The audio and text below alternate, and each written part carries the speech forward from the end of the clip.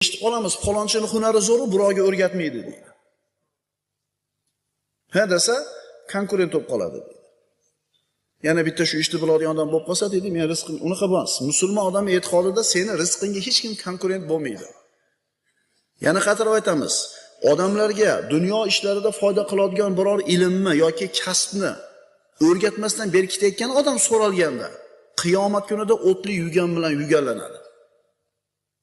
Mayli agar juda ham bir qizg'anchiq bo'lsa, o'rgatsin, men tirikligimda qilmaysan bu hunarni deb qo'ysin. Ja agar go'rga olib ketib qolmasin o'zi bilan shu ilmda, shu hunarda. Chunki shu ilmni biladigan boshqa odam yo'q bo'ladi shu musulmonlar orasida shu ilm. Shuning uchun hunar egalari, ilm egalari sizlardan so'ralgan paytda buni berishlikdan baxtlilik qilmanglar. Chunki qiyomatda azobga sabab bo'ladi bu narsa. Islomda ilmning ikkinchi sifati bu bepul.